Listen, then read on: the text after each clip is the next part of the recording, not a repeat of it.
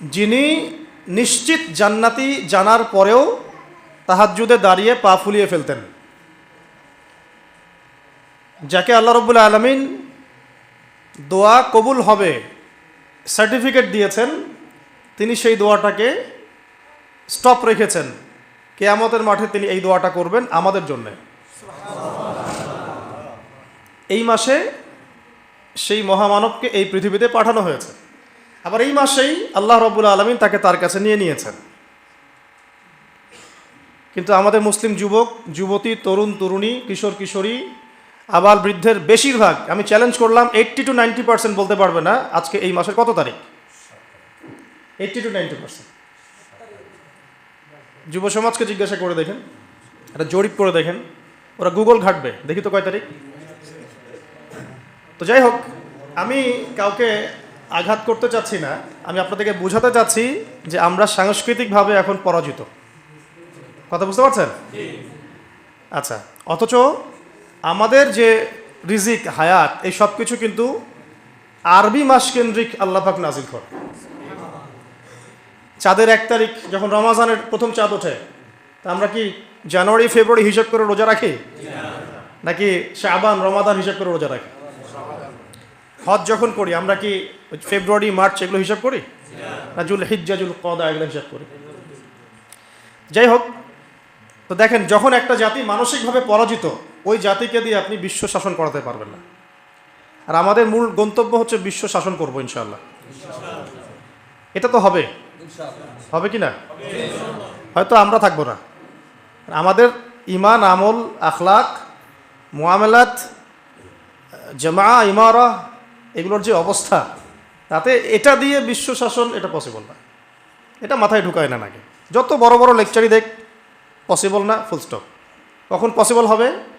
যখন আবু বকর, ওমর, ওসমান, আলী রাদিয়াল্লাহু আনহুম আজমাইন, সাহাবায়ে কেরাম, তাদের মতো ওই আদলে একটা জেনারেশন গড়ে উঠবে তখন। এখন কি সেরকম জেনারেশন আছে? হিসাব করে দেখবেন, একটা সমাজের মধ্যে 80% মানুষ নামাজ পড়ে না। আমি চ্যালেঞ্জ করলাম। আর যারা নামাজ পড়ছি তাদের নামাজে কার কতটুকু বিশুদ্ধতা আছে এটাও একটা বিষয়। তেলাওয়াতের, রুকু সেজদার, তাসবিহ তাহলিলের, তারপরে আপনার খুশু খুজুর, এটাও একটা বিষয়। তারপরে আবার যারা আমরা পড়ি, আমরা কতজন আবার জামাতে পড়ি, এটাও একটা বিষয়। আর মহিলাদের তো দিনদারিতার অবস্থা আগে ভালো ছিল, এখনকার জেনারেশনের মহিলাদের যে অবস্থা, তো এই মেয়েদেরকে ঘরে নিয়ে আসলেও যে আপনি সুসন্তান পাবেন, এটাও ইল্লা মাশাআল্লাহ, যদি আল্লাহ চায় তাহলে সম্ভব, আদারওয়াইজ সম্ভব না। রোজা রাখে কত পার্সেন্ট দেখবেন হিসাব করে, কত পার্সেন্ট মানুষ জাকাত ফরজ হওয়ার পরে জাকাত দিচ্ছে, এটা হিসাব করে দেখবেন। এটা হিসাব করা যাবে, কিন্তু আমরা যদি আদমশুমারি করতে পারি, নামাজ শুমারিও করা যায়, সম্ভব ছিল।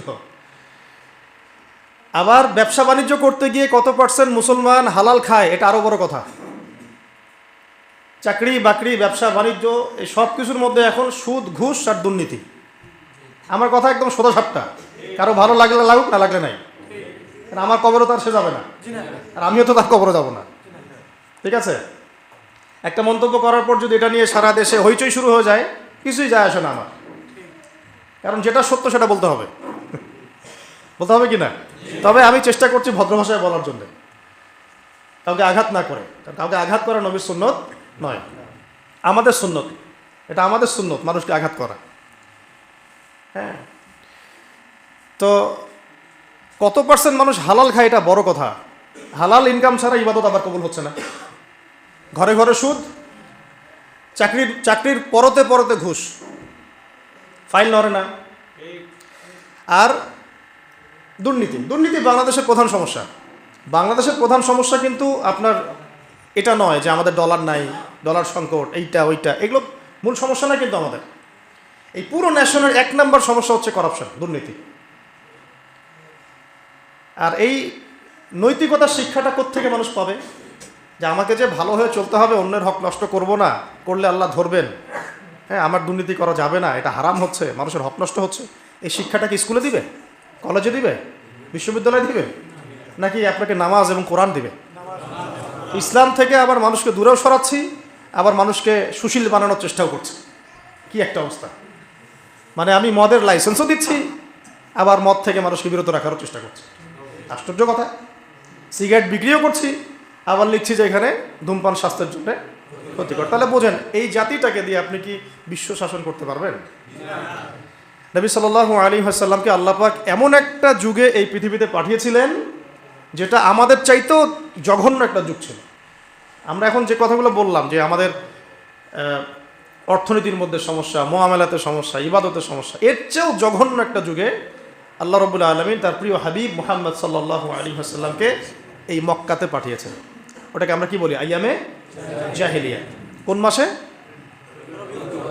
কয় তারিখে? এটা নিয়ে আরেকটা মিসকনসেপশন আছে, এটা নিয়ে অনেক বর্ণনা আছে। অনেকগুলো সিরাতের কিতাবের মধ্যে 12 তারিখ পাওয়া যায়, আর অনেকগুলো সিরাতের কিতাবের মধ্যে 9 তারিখ পাওয়া যায়। 9-12, অনেকে 10-11 বলেছেন কেউ কেউ।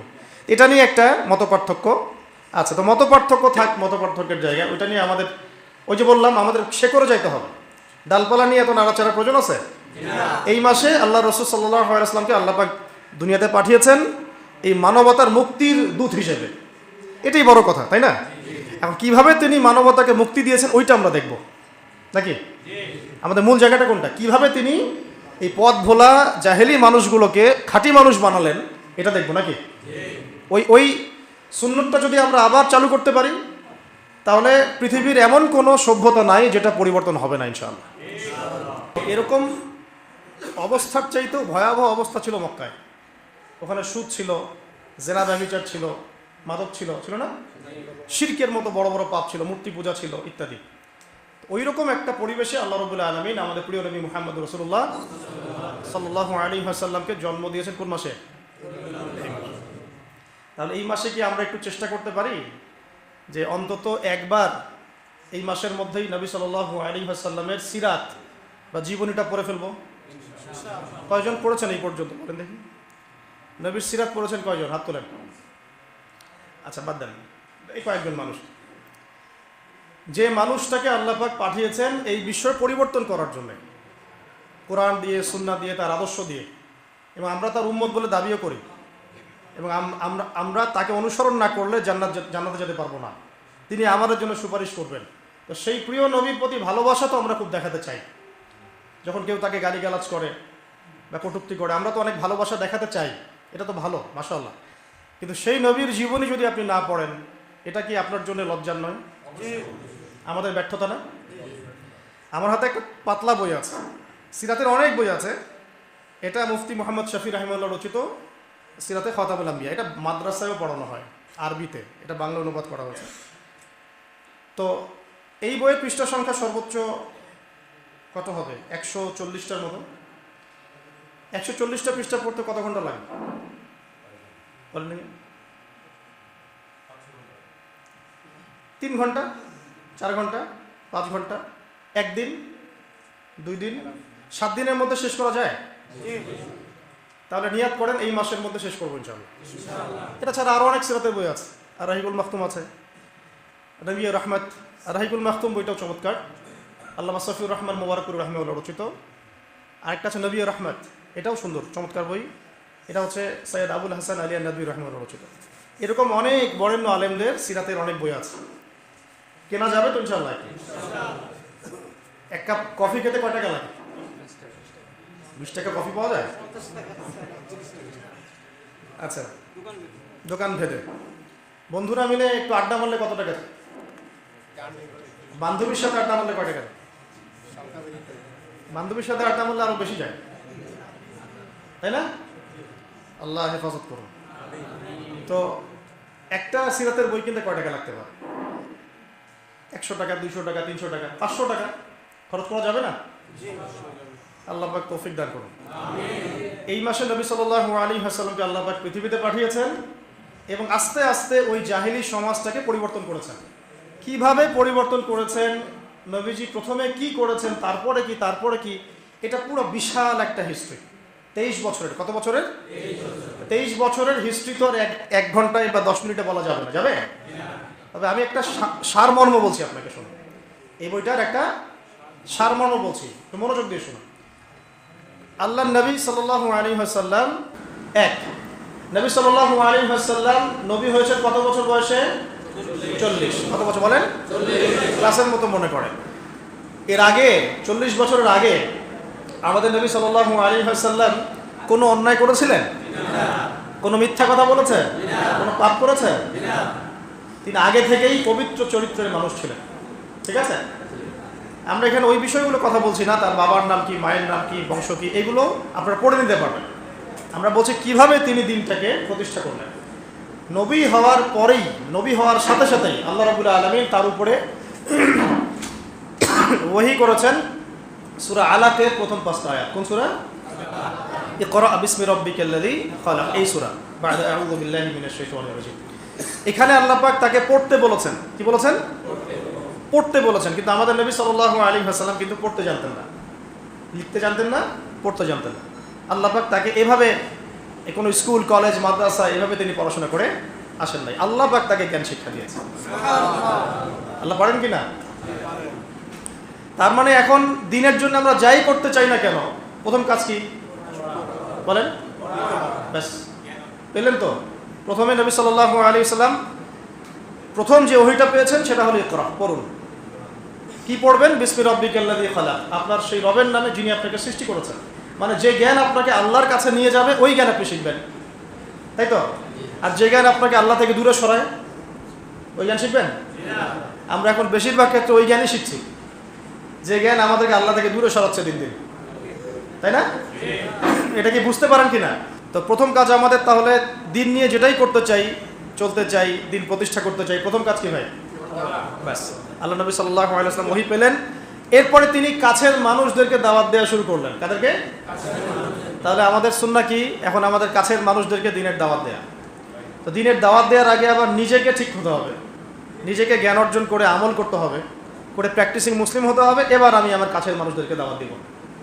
কাছের মানুষ বলতে সবার আগে ইসলাম কবুল করেছেন কে? তার স্ত্রী খাদিজা রাদিয়াল্লাহু আনহা, কাছের মানুষ আবু বকর সিদ্দিক রাদিয়াল্লাহু আনহু, চাচাতো ভাই আলী ইবনে আবি তালেব, যায়েদ ইবনে হারেসা রাদিয়াল্লাহু আনহু, আস্তে আস্তে এভাবে উসমান ইবনে আফফান, আব্দুর রহমান বিন আউফ, সাদ ইবনে আবি ওয়াক্কাস, তালহা বিন উবাইদুল্লাহ, জুবাইর ইবনে আওয়াম, আস্তে আস্তে আস্তে আস্তে মানুষ ছড়াতে থাকলো। প্রথম সুন্নাহটা কি তাহলে? আগেই একদম মানে কি বলবো, আগেই একদম বিশ্ব শাসন করার চিন্তা করান, আগে কাছের মানুষদেরকে পরিবর্তন করা। আর এই পরিবর্তন করতে গিয়ে অনেকে কথা শুনতে পারে, অনেকে কথা নাও শুনতে পারে। যারা শুনবে আলহামদুলিল্লাহ, যারা শুনবে না তাদের কোনো সমস্যা নেই। নবী সাল্লাল্লাহু আলাইহি ওয়াসাল্লামের অনেক চাচা ছিলেন, প্রায় 7 থেকে 9 জন। সবাই, কেউ কি ইসলাম কবুল করেছেন? মানে সবাই কি ইসলাম কবুল করেছেন? পরের দিকে আব্বাস রাদিয়াল্লাহু আনহু ইসলাম কবুল করেছেন। কিন্তু এই যে আবু জাহেলের নাম শুনেছেন, আবু লাহাবের নাম শুনেছেন, তারা কি সম্পর্কে নবী সাল্লাল্লাহু আলাইহি ওয়াসাল্লাম কি হতেন? তার মানে দাওয়াত দিলে কাছের সব মানুষ ইসলাম কবুল করবে বা দাওয়াত গ্রহণ করবে জরুরি না, নাও করতে পারে, বরং শত্রুতাও করতে পারে, তাই তো? কিন্তু আমাদের শুরুটা হবে এভাবে। তারপরে এরপরে নবী সাল্লাল্লাহু আলাইহি ওয়াসাল্লামকে আল্লাহ পাক ওহী করলেন, সূরা শুআরার মধ্যে আছে ওয়া আনযির আশিরাতাকাল আকরাবিন। এবার তোমার বংশের আত্মীয়-স্বজনকে দাওয়াত দাও। বংশ আছে না আমাদের সবার? তো বংশের আত্মীয়-স্বজন সবাইকে নবী সাল্লাল্লাহু আলাইহি ওয়াসাল্লাম সাফা পাহাড়ের নিচে ডেকেছেন। কোন পাহাড়? সাফা মারওয়া দেখেছেন কিনা? যারা গিয়েছেন দেখেছেন হয়তো। সাফা তো আর আগের মতো নাই, এটা এখন গ্লাস দিয়ে বন্ধ করা আছে। তো সাফা পাহাড়ের পাদদেশে নবী সাল্লাল্লাহু আলাইহি ওয়াসাল্লাম এই ইয়া মা'আশারুল কুরাইশ সবাইকে ডেকেছেন। ডেকে বলেছেন, আমি যদি তোমাদেরকে বলি এই পাহাড়ের পিছনে সেনাবাহিনী আছে, তোমাদেরকে আক্রমণ করবে, তোমরা কি বিশ্বাস করবে আমার কথা? সবাই বলছে হ্যাঁ করবো, কেন করবো না? তুমি হচ্ছে আল আমিন, সত্যবাদী, তুমি সবসময় সত্য কথা বলো, তোমার কথা কেন বিশ্বাস করবো না? তখন তিনি বললেন যে তোমরা কুলু লা ইলাহা ইল্লাল্লাহ তুফলিহুন, তোমরা সবাই বলো যে আল্লাহ ছাড়া প্রকৃত কোনো মাবুদ নাই, তাহলে সফল হয়ে যাবে। ব্যাস, এই বলার সাথে সাথেই নবী সাল্লাল্লাহু আলাইহি ওয়াসাল্লামকে পাথর মারা শুরু। আবু লাহাব কে মেরেছে প্রথম?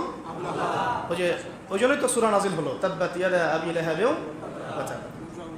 ব্যাস, এই হলো শুরু। তারপরে নবী সাল্লাল্লাহু আলাইহি ওয়াসাল্লাম নবুয়তের বয়স কত? 23 বছর। কত বছর? এই 23 বছরের মধ্যে মক্কায় ছিলেন কত বছর বলেন? 13 বছর। আর মদিনায় 10। এই প্রথম 13 বছর মক্কায় ছিলেন। প্রথম 13 বছরের প্রথম 3 বছর তিনি এইভাবে গোপনে দাওয়াত দিয়েছেন। কত বছর? 3 বছর। আমরা তো 3 দিন দাওয়াত দিয়ে হাবশায় যাই, তাই না? প্রথম 3 বছর আল্লাহর নবী গোপনে দাওয়াত দিয়েছেন, গোপনে গোপনে, individually, man to man, door to door. তারপরে তিনি প্রকাশ্যে দাওয়াত দেওয়া শুরু করলেন। আর যখনই প্রকাশ্যে দাওয়াত দেওয়া শুরু করলেন, ব্যাস তখনই তার উপরে অমানবিক সব নির্যাতন নেমে আসে। আমরা উমরা সফরে একবার মক্কায়, একবার মদিনায়, দুইবার আমরা জামাত আগে যেতে পারি নাই, কাতারের সামনে যেতে পারি নাই। তো তাপমাত্রা দেখলাম সেদিন প্রায় 44 ডিগ্রি তাপমাত্রা, 44 কি 42 ডিগ্রি তাপমাত্রা, প্রচণ্ড গরম। তো বাধ্য হয়ে একদিন মক্কায় আমাদেরকে রাস্তায় নামাজ পড়তে হয়েছে। রাস্তা মানে হারামের মধ্যেই, যারা হজ উমরা করেছেন তারা তো জানেন, হারামের সাথেই রাস্তায়। ওটা ওখানকার একটা কমন বিষয়, নামাজের আজান হয়ে গেলে মানুষ দাঁড়িয়ে যায় ওখানে, রাস্তায় দাঁড়িয়ে, এটা হারামের মধ্যে। মদিনা তো একই অবস্থা। তো ওই গরমের মধ্যে আর জায়গা না পেয়ে রাস্তায় একদিন দাঁড়াতে হলো। দাঁড়াতেই, জায়নামাজের উপরে দাঁড়াতে আমাদের হিমশিম খেতে হচ্ছে। তার উপর রুকু করা, সিজদা করা, তাশাহুদের শেষ বৈঠক, কপাল লাগানো। তখন একজন সাহাবীর কথা মনে পড়ছিল, বেলাল রাদিয়াল্লাহু আনহু। কোন সাহাবী? বেলাল রাদিয়াল্লাহু আনহু। এটা তো কিছুই না, তাকে মরুভূমির গরম বালির মধ্যে শুইয়ে উপর থেকে চাবুক মারা হয়েছে, তার উপর বুকে পাথর চাপা দেওয়া হয়েছে। তো নির্যাতনের, আমরা আসলে নির্যাতনের নও জানি না। এই যে আমাদের জেল, জুলুম, তারপরে গুম, এগুলো কিছু না। নির্যাতন যা হয়েছে সাহাবীদের উপরে এবং আমাদের নবী সাল্লাল্লাহু আলাইহি ওয়াসাল্লামের উপরে, এটা কল্পনার বাইরে। আমরা এটা কল্পনা করতে পারবো না। আমরা এই যে পৃষ্ঠার মধ্যে এগুলো পড়ি, খালি পড়লে তো আর আপনি ফিল করতে, আমরা তো ফিল করতে পারবো না, অনুভব করতে পারবো না। যারা ওই সময় ছিলেন, দেখেছেন, তারা বুঝবেন, তাই না বিষয়টা? নবী সাল্লাল্লাহু আলাইহি ওয়াসাল্লামকে প্রায় 15 বার হত্যা করার চেষ্টা করা হয়েছে এবং তাকে মোটামুটি মানুষ প্রায় 15-16টা গালি দিয়েছে সারা জীবন। কাকে গালি দিয়েছে? এমন একজন মানুষকে যার সামনেও কোনো গোনা নাই, পিছনেও কোনো গোনা নাই, যিনি তার সমস্ত পরিশ্রম করছেন উম্মার জন্যে, তার নিজের স্বার্থে নয়। আর তিনি তো যাবেন মাকামে মাহমুদ, তিনি তো একদম জান্নাতুল ফিরদাউস, তার তো কোনো হিসাবও নাই, আছে? তাহলে তা তিনি কেন পরিশ্রমগুলো করলেন, কেন মার খেলেন, কেন গালি খেলেন? কাদের জন্যে? আমাদের জন্য, আপনাদের জন্য। এই তো এই যে কিয়ামত পর্যন্ত যত মানুষ আসবে উম্মতে মুহাম্মদ, তাদের জন্য। আর আমরা কেমন নাফরমান উম্মত, তার জীবনীও পড়ি না, তার সুন্নত আমল করি না, তার সুন্নত সম্পর্কে জানিও না, তার জীবনীটা পড়ারও চেষ্টা করি। তার রেখে যাওয়া যে দিন, একটা আমানত, এই দিনটার খেদমতে কিছু করব, সেটাও করতে পারি। আপনারা যদি কখনো হজ বা উমরা করতে যান, অবশ্যই রাসূল সাল্লাল্লাহু আলাইহি ওয়াসাল্লামের রওজায় তো যাবেন সালাম দিতে। যদি আপনার মধ্যে সততা থেকে থাকে, আপনি দেখবেন যে আপনার সালাম দিতে লজ্জা লাগবে, লজ্জা পাবেন। আমরা লজ্জা পাই দূরে দাঁড়িয়ে সালাম দিতে। কোন মুখ নিয়ে সামনে যাবেন? নবী সাল্লাল্লাহু আলাইহি ওয়াসাল্লাম কি ওখানে মৃত? এটা তো একটা আকীদার বিষয় মনে করেন। আল্লাহর নবী সাল্লাল্লাহু আলাইহি ওয়াসাল্লাম তার কবরে আল্লাহ রাব্বুল আলামিন যেভাবে রেখেছেন সেভাবে জীবিত। সালাম দিলে তিনি সালামের উত্তর দেন। আপনি যখন সালাম দিবেন, আসসালামু আলাইকা আইয়ুহান নবী ওয়া রাহমাতুল্লাহি ওয়া বারাকাতুহু, এই সালাম তার কাছে পৌঁছে দেওয়া হবে, তিনি উত্তর দিবেন। কিভাবে দিবেন সেটা তো আমার বোঝার বাইরে, আমার বুঝের মধ্যে আসবে না। আসবে? তো এখন তিনি তো ওখানে আছেন, শুয়ে আছেন। তা আমি যাচ্ছি ওখানে, সালাম দিচ্ছি, কোন মুখ নিয়ে সালাম দিচ্ছি? নবীজি যদি কখনো বলেন কিয়ামতের মাঠে আমাদেরকে, তোমরা আমার দিনের জন্য কি করেছো? আজকে হাউসে কাউসারে পানি তো খেতে আসছো, তোমরা আমার দিনের জন্য কি করেছো? তোমরা আমার দিনের জ্ঞান কতটুকু অর্জন করেছো? দিনের জন্য কতটুকু দাওয়াতি কাজ করেছো? কতটুকু আল্লাহর রাস্তায় জিহাদ করেছো? কি করেছো? আমরা কি অ্যান্সার দেব? এগুলো আমাদেরকে ফেস করতে হবে। তো আজকে থেকে 100 বছর পরেই হোক আর 1000 বছর পরেই হোক, ফেস করতে হবে কি না? তাহলে যদি আমরা এমন কিছু করে তার সাথে সাক্ষাৎ করতে পারি যাতে তিনি আমাদেরকে নিয়ে গর্ব করেন, এটা উত্তম না? আল্লাহ পাক আমাদেরকে তার দিনের জন্য এমন কিছু করার তৌফিক দান করুন যাতে তিনি, মানে আমাদের নবী সাল্লাল্লাহু আলাইহি ওয়াসাল্লাম এবং তার রব আল্লাহ রাব্বুল আলামিন আমাদেরকে নিয়ে গর্ব করতে পারেন। অন্যথায় আমরা এই মুখ কাকে দেখাবো? তো সাহাবীরা এই বিষয়টা বুঝেছিলেন বলেই এত চরম জুলুম নির্যাতন সহ্য করেছেন হাসি মুখে। কেউ কি নবীর উপর কোনো অভিযোগ করেছিলেন যে আপনার দিনের মধ্যে এসে আমাদেরকে মাইর খেতে হচ্ছে? আর আমরা যখন দাওয়াতি কাজ করি, সামান্য একটু বিপদ আসলেই মানুষ যে রিয়্যাক্ট করে, ভাই ঠিক আছে, এর আগে দাওয়াতি সফরে গেছে, আর যাওয়ার দরকার নেই, মানে সরাসরি তো বলতে পারে না, ঘুরায় ফিরান, ফোনও রিসিভ করে না। হ্যাঁ, কেউ যদি আল্লাহ রাস্তায় দাওয়াতের কাজ, দিন প্রতিষ্ঠার কাজ করতে যায়, তার উপর বিপদ আপদ আসে, বিপদ আপদ আসার আগ পর্যন্ত পিছনে থাকে, বিপদ আপদ আসলে আর পিছনে কাউকে পাওয়া যায়। এমনকি এমন অনেক ওলামায়ে কেরাম বলেছেন যে আমরা জেলখানায় ছিলাম, আমাদেরকে দেখতে পানি পর্যন্ত দিতে যায় নাই, অথচ যখন আমরা বয়ান করতাম আমাদের বয়ানের সাথে সাথে বলতো ঠিক। বুঝতে পারছেন বাংলাদেশের অবস্থা? এই জন্যই বললাম যে এই জিনিসগুলো যদি সংশোধিত না হয়, বৃহৎ পরিসরে দিনের বিজয়টা সম্ভব না। কি স্বার্থে সাহাবীরা এই ত্যাগটা স্বীকার করেছেন? জান্নাতের স্বার্থে। আমরা নবী সাল্লাল্লাহু আলাইহি ওয়াসাল্লামের সাথে আছি কেন? আল্লাহর জন্য, আল্লাহর জন্য তাকে মহব্বত করি, আল্লাহর জন্য তার সাথে আছে। এবং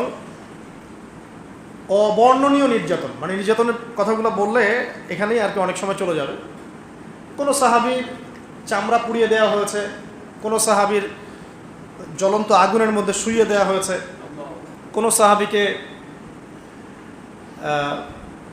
পৈতৃক সম্পত্তি থেকে বঞ্চিত করা হয়েছে, কোনো সাহাবীকে ঘরের মধ্যে বন্দি করে রাখা হয়েছে, কোনো সাহাবীকে শুলদণ্ড দিয়ে হত্যা করা হয়েছে। একজন মহিলা সাহাবীকে, মহিলাদের যে লজ্জাস্থান, এখানে বর্ষা ছিলেন, বর্ষা, চোখা বর্ষা, এই বর্ষা নিক্ষেপ করে হত্যা করা হয়েছে। সে সাহাবীর নাম সুমাইয়া রাদিয়াল্লাহু আনহা, সুমাইয়া রাদিয়াল্লাহু আনহা। তো তাদের স্যাক্রিফাইসের সামনে আমাদের স্যাক্রিফাইসের কোনো দাম আছে? এই নির্যাতন চলতে থাকলো প্রায় ধরেন 6 থেকে 7 বছর। কত বছর? অমানবিক নির্যাতন। এর মধ্যে আরও 3 বছর তাদেরকে সমাজ থেকে বয়কট করে দেওয়া হয়। সমাজের কেউ তাদের সাথে মিশবে না, কথা বলবে না, ব্যবসা করবে না, বিয়ে শাদী করবে না, কিছুই করবে না। মনে করেন আপনাদের এই কয়েকজন মানুষকে যদি সমাজ থেকে বয়কট করে দেওয়া হয়, বাড়িঘর থেকে সব উচ্ছেদ করে দেওয়া হয়েছে, তাহলে এখন কি করবেন? কীভাবে চলবেন? খাবেন কি? কোথায় থাকবেন? 3 দিনে আমরা অস্থির হয়ে যাব। 3 দিনে হবে না? 3 দিন কেন, 3 ঘন্টায় অস্থির হয়ে যাব। আর তাদেরকে এইভাবে বয়কট করে রাখা হয়েছে 3 বছর। কত বছর? এই 3 বছর তারা ছিলেন শিয়ারে আবু তালেব। চাচা আবু তালেবের পাহাড় ছিল, ওই পাহাড়ের পাদদেশে তারা থাকতেন। এত ফ্লেক্সিবল ছিল না লাইফটা, তাঁবুর নিচে থাকতেন। ওই সময় তারা ব্যক্তিত্বের পরিচয় দিয়েছেন। কেউ কেউ খাবার দিয়ে যেত, উট চালিয়ে দিত যে উটটা খাবার নিয়ে যাক। হামজা রাদিয়াল্লাহু আনহু বলতেন এরকম অনুদানের খাবারের আমাদের দরকার নেই, খাবার খাই না, আল্লাহ যখন আমাদের ব্যবস্থা করবেন তখন আমরা। এই সময় কোনো কোনো ক্ষেত্রে এমন হয়েছে যে তারা গাছের ছাল পাতাও খেয়েছে। গাছের ছাল আছে না, ছাল পাতাও খেয়েছে। ওই সময় অনেক সাহাবী গর্ভবতী ছিলেন, সন্তান প্রসব হয়েছে, বাচ্চাকে দুধ দিতে পারছিলেন না। আপনারা কি অনুভব করতে পারছেন সিচুয়েশনটা কেমন ছিল? আমিও আসলে ব্যাখ্যা করতে পারছি না। তো এই অবস্থা ছিল 3 বছর। এরপরে আল্লাহ রাব্বুল আলামিনের পক্ষ থেকে সাহায্য আসলো, এই বয়কটটা উঠে যায় অলৌকিকভাবে। তাদের চুক্তিনামাটা আল্লাহ পাক পোকা দিয়ে খাইয়ে দিয়েছেন। কাবার মধ্যে লটকানো ছিল এটা। এই পুরো বিষয়গুলোর পিছনে কারা ছিল? আবু জেহেল, আবু লাহাব, উতবা, শাইবা, রাবিয়া, আশনাক বিন শারিক, এরকম কিছু নেতা। তো এই নেতারা কি নবীকে দেখে নাই? নবীর কোরআন তেলাওয়াত শোনে নাই? সাহাবীদেরকে দেখে নাই? নবী সাল্লাল্লাহু আলাইহি ওয়াসাল্লাম কি তাদেরকে দাওয়াত দেন নাই? তাদের কি দুনিয়াবি সম্পত্তির অভাব ছিল? তাদের কি রাজনৈতিক ক্ষমতার অভাব ছিল? নবীজি উল্টা বলেছিলেন, আপনারা যদি ইসলাম কবুল করেন, শুধু আরব না, পুরো বিশ্বের শাসনকর্তা হবে, শাসনভার পাবেন। পরবর্তীতে ইসলাম সারা বিশ্বে ছড়িয়ে পড়েছিল না? যে ওমর রাদিয়াল্লাহু আনহু প্রথম দিকে এক পর্যায়ে নবী সাল্লাল্লাহু আলাইহি ওয়াসাল্লামের বিরুদ্ধে চলে গিয়েছিলেন, তাই না? একটা বর্ণনা আছে না যে তাকে হত্যা করার জন্য খোলা তরবারি হাতে গিয়েছিলেন। ওই ওমর রাদিয়াল্লাহু আনহু যখন ইসলাম কবুল করলেন, আল্লাহ পাক তাকে খলিফা বানিয়ে দেন নাই? এটা নবীজি বুঝাচ্ছিলেন, আপনারা যদি ইসলাম গ্রহণ করেন, আমার চাচারা শুধু আরবের না, আজমের রাজত্ব পাবেন। শুধু লা ইলাহা ইল্লাল্লাহ সাক্ষী দেন, ব্যাস। তারা এটা কেন করলো না? কারণ এটা করলেই তাদের দুনিয়াবি স্বার্থ নষ্ট হয়ে যাবে।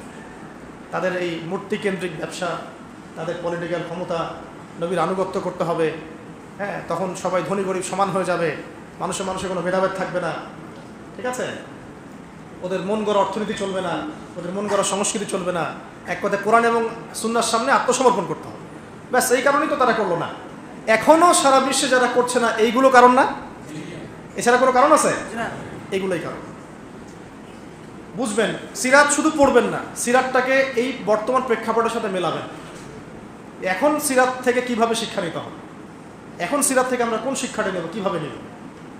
এখন তো সেই উটের যুগ নাই, এখন আপনি এয়ারক্রাফটে চড়ছেন, ঠিক আছে? এখন তো সেই আপনার ঘোড়ায় আপনি চড়ছেন না, আপনি বাস ট্রাকে চড়ছেন, ইত্যাদি কারে চড়ছেন।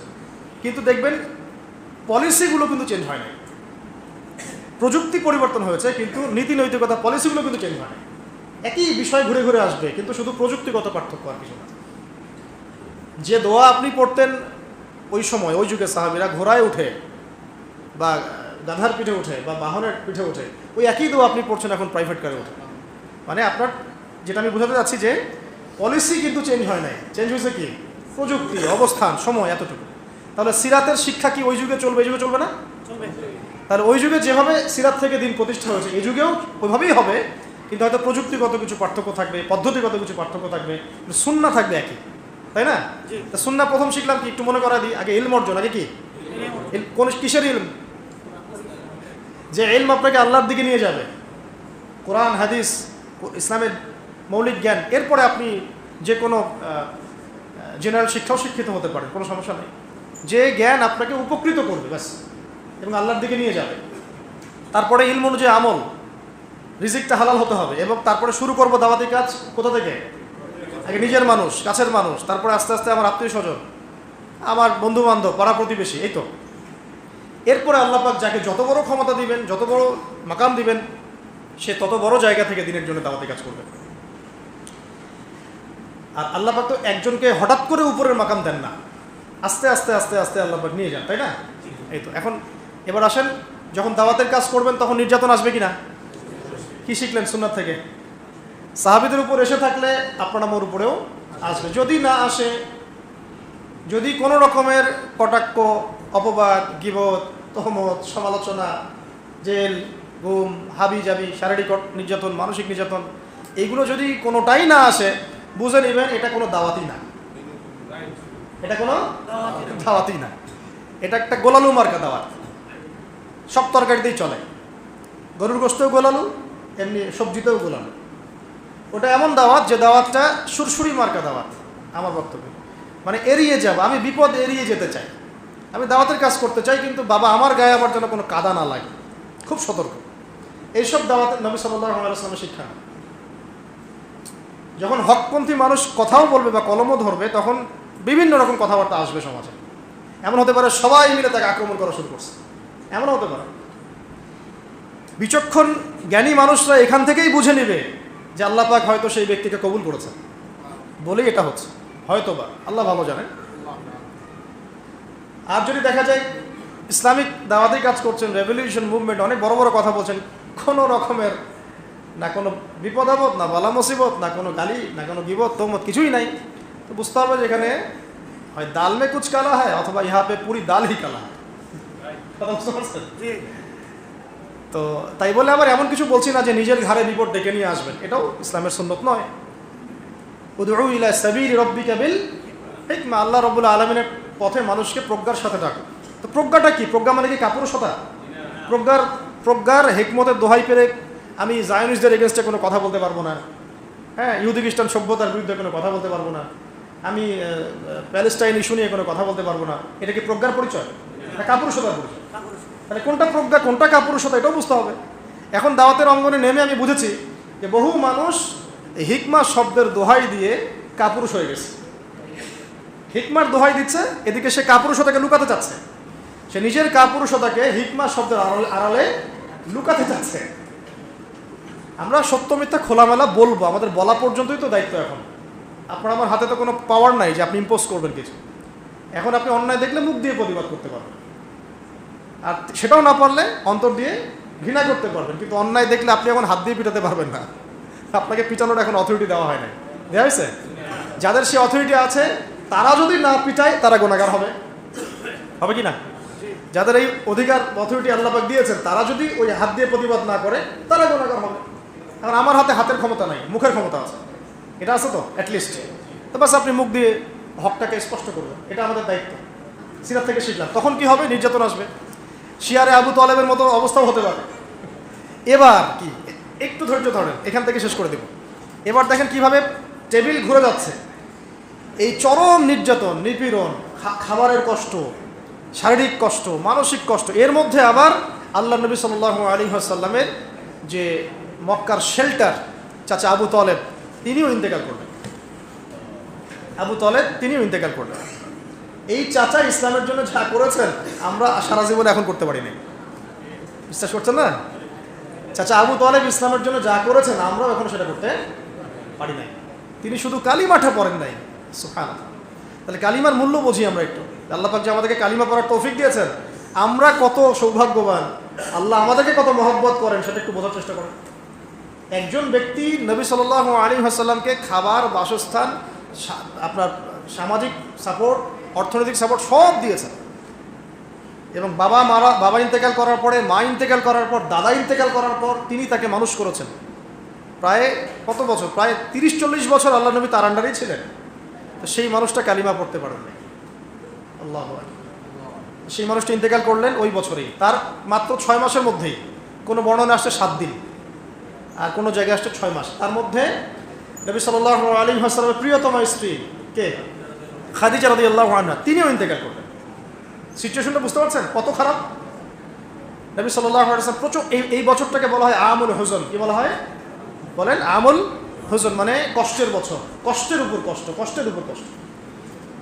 তো এখন আল্লাহ পাক তো দেখছেন তার হাবিব কষ্ট পেয়েছেন, পাচ্ছেন কিনা? আল্লাহ পাক তাকে এখন খুশি করাতে চাইলেন। এই খুশি করানোর জন্য আল্লাহ রাব্বুল আলামিন তাকে এই মাটি থেকে সরাসরি আরশ পর্যন্ত নিয়ে গেলেন। সুবহানাল্লাহ। এই মেরাজের ঘটনা ঘটে। মেরাজের ঘটনায় গিয়ে নবী সাল্লাল্লাহু আলাইহি ওয়াসাল্লাম এত যে অলৌকিকত্ব দেখলেন, জান্নাত, জাহান্নাম, আল্লাহ পাকের সাথে কথা বলা, ওহী প্রাপ্ত হওয়া, বারজাখে কার কি শাস্তি হচ্ছে দেখছেন, জেরুজালেমে ওখানে গিয়ে নামাজ পড়লেন, নবীদেরকে নিয়ে নামাজ পড়লেন। তো এটাতে তিনি তার যে ব্যথা, শোক, এগুলো ভুলে গেলেন। স্বাভাবিক তো, যদি কোনো ব্যক্তি আল্লাহ পাকের সাথে কথা বলার সৌভাগ্য লাভ করে, তার মনের মধ্যে আর কোনো কষ্ট থাকবে কখনো? সব কিছু ভুলে গেলেন নবী সাল্লাল্লাহু আলাইহি ওয়াসাল্লাম। এই মেরাজ হল। মেরাজের আলোচনা মেরাজের সময় হবে ইনশাআল্লাহ। তো মেরাজের ওখানেই কিন্তু 5 ওয়াক্ত নামাজও ফরজ হলো। কত ওয়াক্ত? আচ্ছা, মেরাজে এটা বলে নেই, মেরাজের 3টা হাদিয়া দেওয়া হয়েছে স্পেশাল। কয়টা? 1, এই যে 5 ওয়াক্ত নামাজ, যেটা উম্মতে মুহাম্মাদের এখন 80% মানুষ পড়ে না। আল্লাহ ভালো জানে। যেই নবী মেরাজে গিয়ে একটা হাদিয়া নিয়ে আসলেন, ওই নবীর হতভাগা উম্মত নামাজ পড়ে না। আবার ইহুদি খ্রিস্টান মাইট দিলে তখন আবার বলে, কেন মাইট দিচ্ছ না? আমাদের উপরে বিপদ কেন আসলো? আসবেই তো বিপদ, আরো বেশি আসবে। মাইট তো আরো খাইতে হবে, নামাজও ছেড়ে দিচ্ছে, আসবে কি না? ইহুদি খ্রিস্টানরা যত বড় পাপী হবে, ওরা অত শক্তিশালী হবে, জানেন? আর আমরা যত বেশি পাপ করব তত মাইট খাবো। দুজনের অবস্থা আলাদা, উল্টা। ওরা যত পাপ করবে, যত শয়তানি করবে, তত শক্তিশালী হবে, আর আমরা যত পাপ করব তত মাইট খাবো। 2 নম্বর, নবী সাল্লাল্লাহু আলাইহি ওয়াসাল্লামকে দেয়া হলো সূরা বাকারার শেষের 3 আয়াত। সূরা বাকারার শেষের 3 আয়াত মেরাজে একদম আরশের কাছাকাছি নূরের পর্দা দিয়ে। তো এই সূরা বাকারার শেষের 3 আয়াত কয়জন জানে? জিজ্ঞেস করেন। মাদ্রাসা পড়া ছেলে পেলে বাদ দিয়ে কয়জন জানে? 3 নাম্বার দেয়া হলো একটা ওয়াদা। হে মুহাম্মদ সাল্লাল্লাহু আলাইহি ওয়াসাল্লাম, আমি তোমাকে ওয়াদা করছি, তোমার উম্মতের কোনো ব্যক্তি, নারী হোক পুরুষ হোক, ছেলে মেয়ে, নারী পুরুষ, আবাল বৃদ্ধ, যে হোক না কেন, যত পাপই করুক, আসমান জমিন সমান পাপ নিয়েও যদি আমার সামনে আসে, কিন্তু আমার সাথে কাউকে শরিক করে নাই, শিরকের পাপ নাই, ইনশাআল্লাহ আমি তার সামনে আসমান জমিন সমান ক্ষমা নিয়ে হাজির হব। এটা ওয়াদা করা হচ্ছে। শিরিক যে কত প্রকার আর কি কি, আর আমরা যে কত শিরকে আছি, এটা তো অন্য আলোচনা। ঈমান ভঙ্গের কারণগুলো পড়ে দেখেন। কত দাড়ি টুপিওয়ালা মানুষ যে মুশরিক হয়ে বসে আছে, আল্লাহ ভালো জানে। শিরক এত সূক্ষ্ম, এত ব্যাপক। এমনকি আল্লাহ পাকের বিধান, যে বিধানগুলো নাজিল করা হয়েছে, এগুলোকে কেউ যদি হারাম মনে করে, না আল্লাহ হালাল করে দিয়েছেন, ও হারাম মনে করছে, আবার আল্লাহ হারাম করেছেন, ও হালাল করে নিচ্ছে, এটাও শিরকের মধ্যে পড়ে যায়, কুফুরের মধ্যে পড়ে যায়। যাই হোক, তাহলে 3টা জিনিস আমরা রক্ষা করবো ইনশাআল্লাহ। তাওহীদে থাকবো ইনশাআল্লাহ। সূরা বাকারার শেষ 3 আয়াত প্রত্যেক দিন রাতের বেলা পড়বেন, প্রত্যেক দিন রাতের বেলা। এছাড়া আপনি যখন তখন পড়তে পারেন, কিন্তু কমপক্ষে রাতের বেলা। রাত মানে সূর্য ডুবে গেছে, এরপর থেকে রাত। মাগরিব থেকে নিয়ে ঘুমানো পর্যন্ত, বা তাহাজ্জুদও পড়তে পারেন। অনেক ফজিলত। সারা রাত আপনার সমস্ত যে ক্ষতিকর বিষয়গুলো আছে এগুলো থেকে আল্লাহ আপনাকে হেফাজত করবেন। এমনকি সারা রাত আপনি যদি তাহাজ্জুদ পড়তে নাও পারেন, ওই নেকিটা আপনাকে লিখে দেওয়া হবে ইনশাআল্লাহ। আরেকটা হলো কি বললাম, 5 ওয়াক্ত নামাজ। এটা ছিল 50 ওয়াক্ত, কমতে কমতে আসছে। এই মেরাজের ঘটনার পরে ইসলামের গতিপথ পাল্টে যায়। এর মাঝখানে সাহাবীরা একবার আবিসিনিয়ায় হিজরত করেছিলেন 2 বার, আর নবী সাল্লাল্লাহু আলাইহি ওয়াসাল্লাম তায়েফে গিয়েছিলেন তাদেরকে দাওয়াত দেওয়ার জন্য। আসলে আবিসিনিয়ার বাদশা ছিল একজন খ্রিস্টান, কিন্তু সে সৎ খ্রিস্টান ছিল। আল্লাহ নবী সাল্লাল্লাহু আলাইহি ওয়াসাল্লাম বলেছিলেন যে আবিসিনিয়ায় বাদশা নাজাশি আছে, তিনি একজন খ্রিস্টান, কিন্তু তার রাজ্যে কেউ জুলুমের শিকার হয় না। একজন খ্রিস্টান সম্পর্কে আমাদের নবী এই কথা বলছেন যে বাদশা নাজাশির রাজত্বে কেউ জুলুমের শিকার হয় না। আর এই কথাটা আপনি মুসলমান শাসকদের সম্পর্কে বলতে পারবেন? তার আন্ডারে কেউ জুলুমের শিকার হয় না? পারবেন? অনেস্টলি বলেন, সততার সাথে বলেন, পারবেন না? আমরা তো সিনেমা হল ওপেন করে দিচ্ছি, মদের বার ওপেন করে দিচ্ছি, হ্যালোইন উৎসব করছি, সুদ জায়েজ করে নিচ্ছি, আল্লাহ পাকের বিধানগুলোকে সরাই দিচ্ছি, নিজের মন গড়া বিধান চালাচ্ছি। সব ক্ষেত্রে আমরা আল্লাহর বিরোধী আচরণ করছি, তারপরে আমরা দাবিও করছি আমরা মুসলিম। মাশাআল্লাহ। যাই হোক, তাদের হিসাব তারা দিবে। তো বাদশা নাজাশী একজন খ্রিস্টান শাসক, যার আন্ডারে কেউ জুলুমের শিকার হয় না। এই কথা কে বলছেন? আমাদের নবীজি বলছেন। সেই বেচারা মাশাআল্লাহ ইসলামও কবুল করেছিলেন, তিনি ইসলামও কবুল করেছিলেন সূরা মারিয়ামের তেলাওয়াত শুনে, মাশাআল্লাহ। তো আল্লাহ নবী গিয়েছেন তায়েফে। আবার এদিকে তায়েফের 3 গোত্র, আব্দে ইয়ালাইল, আব্দে মাসউদ আর হাবিব বিন আমর, এরাও ইসলাম কবুল করে নাই। উল্টা আল্লাহ নবীকে রক্তাক্ত করেছেন, মনে আছে ঘটনা? আল্লাহ নবীকে বদদোয়ার সুযোগ দেওয়া হয়েছিল, তিনি বদদোয়া করেন নাই, দোয়া করেছেন। এরপরে নবী সাল্লাল্লাহু আলাইহি ওয়াসাল্লাম মক্কায় ঢুকে, হজের মৌসুম তখন চলছে। এবার বোঝেন কি হলো। এইবার আল্লাহ পাক পুরো এই গতিপথ পরিবর্তন করলেন। ওই যে দূরে মদিনা, প্রায় 400-500 কিলোমিটার দূরে, ওখান থেকে 6 জন যুবক, কয়জন? 6 জন যুবক এই মক্কায় আসলো। এই যুবকদের ব্যাপারে একটু বলি। এই যুবকরা শুনেছিলেন যে শেষ জামানায় একজন নবী আসবে। কে আসবে? কার কাছ থেকে শুনেছেন? ইহুদিদের কাছ থেকে। ইহুদিদের তাওরাত, জাবুর, এগুলোর মধ্যে লেখা আছে শেষ জামানায় একজন নবী আসবে এই বংশ থেকে, তার নাম হচ্ছে আহমদ। কি নাম? আহমদ। আচ্ছা, এটা কারা শুনেছেন? এই 6 জন যুবক, আওস এবং খাজরাজ গোত্রের 6 জন যুবক। আসআদ বিন জুরারা তাদের নেতা ছিলেন। তারা এসে যখন হজ করতে আসছেন, তখন কিন্তু একটা হজ ছিল বিকৃত। ওই হজের মৌসুমে আল্লাহ নবী তাদেরকে দাওয়াত দিলেন। তারা সাথে সাথে ইসলাম কবুল করলেন, দেরি করলেন। তারা শুনেছিলেন যে একজন নবী আসবেন। আপনি কি সেই নবী? হ্যাঁ, আমি সেই নবী। তিনি কোরআন শোনালেন। আর কোরআন যে ব্যক্তি মন থেকে শুনবে, বুঝবে, সে তো বুঝবে এটা আল্লাহর পক্ষ থেকে আসছে, এটা মানুষের রচনা হতে পারে। এই 6 জন সৌভাগ্যবান মদিনা থেকে এসে ইসলাম কবুল করে গেলেন। মদিনার তখনকার নাম ছিল ইয়াসরিব। কি নাম ছিল? ইয়াসরিব। ব্যাস, এই যে ঘুরছে এবার গতিপথ, মক্কার গন্ডি পেরিয়ে এখন ইসলাম আবিসিনিয়ায় চলে গেছে, তায়েফে চলে গেছে, মদিনা যাচ্ছে। দাওয়াতের বিষয়গুলো বুঝতে পারছেন কীভাবে আগাবে? এভাবেই আল্লাহ পাক আগিয়ে নেবেন ইনশাআল্লাহ। বাংলাদেশ কিছু না, আরও অন্য বহু দেশে চলে যাবে। এখানেই ইসলাম কায়েম হতে হবে, নট নেসেসারি। আল্লাহ চাইলে অস্ট্রেলিয়ায় কায়েম করতে পারে, আল্লাহ চাইলে মালয়েশিয়ায় কায়েম করতে পারে, পারে কিন্তু। হ্যাঁ, কোনটা? এটা হিজরতের আগের কথা। 6 জন হিজরতের আগের কথা। এখন হিজরত হয় নাই, হিজরত হওয়ার প্রেক্ষাপট হচ্ছে আর কি। এই 6 জনকে আল্লাহ নবী বললেন, তোমরা মদিনায় ফিরে যাও এবং ওখানে গিয়ে দাওয়াতি কাজ করো। এই যে এখন দাওয়াতি ডেলিগেশন টিম চলে যাচ্ছে, দাওয়াতি কাজ করতে শুরু করলেন। পরের বছর তারা আবার আসছেন, এবার 12 জনকে নিয়ে আসছে। কয়জনকে নিয়ে? 12 জনকে। এই 12 জন এসে বলছেন, ইয়া রাসূলুল্লাহ সাল্লাল্লাহু আলাইহি ওয়াসাল্লাম, মদিনায় দাওয়াতের উর্বর ভূমি আছে, আপনি একজন দায়ী আমাদের সাথে পাঠিয়ে দেন। একজন দায়ী আল্লাহ, মানে যে আল্লাহর পথে মানুষকে ডাকে। আল্লাহ নবী তখন একজন দায়ী পাঠালেন। সেই দায়ীর নাম হচ্ছে মুসআব বিন উমাইর। মুসআব বিন উমাইর রাদিয়াল্লাহু আনহু, তিনি উহুদ যুদ্ধে শহীদ হয়েছিলেন। তিনি গিয়ে এবার দাওয়াতি কাজ শুরু করলেন। একটু মনোযোগ দেন প্রিয় ভাইরা, এখনই আস্তে শেষ হয়ে যাবে। তিনি গিয়ে মদিনায় ব্যাপক দাওয়াতি কাজ শুরু করলেন মাত্র 1 বছরের মধ্যে। কত বছর? 1 বছরের মধ্যে 75টা পরিবার ইসলাম কবুল করল। 75টা পরিবার কিন্তু তখন অনেক বড় বিষয়। তখন তো জনসংখ্যা এত বেশি না, এত বেশি কি, বিশাল ব্যাপার। তার মানে মদিনার, আর এই 75টা পরিবারের মধ্যে মদিনার বড় বড় নেতৃস্থানীয় পরিবারও আছে, যারা একটা কথা বললে সমাজে দাম আছে। এমন লোক আছে না সমাজে? এরকম লোক আছে, এরকম অনেক লোক সেখানে ছিলেন। তারা এবার আসলেন আল্লাহ নবীর কাছে, এসে হাতে হাত রেখে বায়াত করলেন। এটা বায়াত কিন্তু সুন্নাহ। নবী সাল্লাল্লাহু আলাইহি ওয়াসাল্লামের হাতে হাত রেখে বায়াত করলেন, আর মহিলারা মুখে বায়াত করেছে। 6টা বায়াত, 6টা শর্ত দিয়েছেন। তোমরা আল্লাহর সাথে কাউকে শরীক করবে না, ঠিক আছে। তোমরা সন্তানদেরকে হত্যা করবে না, ঠিক আছে। তোমরা একে অপরকে মিথ্যা অপবাদ দিবে না, ঠিক আছে। চুরি করবে না, জেনা করবে না, ঠিক আছে। আমি যখন তোমাদের কাছে যাব হিজরত করে, তোমরা তোমাদের স্ত্রী সন্তানকে যেভাবে নিরাপত্তা দাও আমাকে সেভাবে নিরাপত্তা দিবে। কে বলছেন এটা? তারা বলেন ঠিক আছে। বলার পরে বলছেন ফামা লানা ইযা ফাআলনা যালিকা ইয়া রাসূলুল্লাহ, আমরা যদি এটা করি তাহলে কি পাবো? এই কাজগুলো যদি আমরা করি কি পাবো? আমাদের কি মানে ফজিলত কি? নবীজি বলছেন আল জান্নাহ, জান্নাত। বাস এই সময় আয়াত নাযিল হয়েছে সূরা তাওবার ওই আয়াতটা, ইন্নাল্লাহা আশতারা মিনাল মুমিনিনা আনফুসাহুম ওয়া আমওয়ালাহুম বিআন্না লাহুমুল জান্নাহ, এই আয়াতটা পড়বেন 111 নম্বর আয়াত। তো বাস এবার যে হিজরত, আল্লাহ নবী এখন হিজরত করে চলে গেলেন মদিনায়, কারণ মক্কায় পরিবেশ ভালো না, তায়েফে ভালো না, তাই না? এখন আল্লাহ পাক বলেন মদিনায় চলে যান হিজরত করে। হিজরত করতে দিবে না এটা নিয়ে কত সমস্যা, তাকে আটকায় রাখা হচ্ছে, হত্যা করার চেষ্টা করা হচ্ছে। তিনি সাহাবীদেরকে আগে পাঠিয়ে দিলেন, তারপরে আবু বকর রাদিয়াল্লাহু আনহুকে নিয়ে হিজরত করলেন। হিজরত করার সময় নবীজি কত বিচক্ষণ ছিলেন দেখেন। তিনি জানেন, আল্লাহ পাক তাকে জানিয়ে দিয়েছেন যে তোমার বাসা ঘিরে রেখেছে।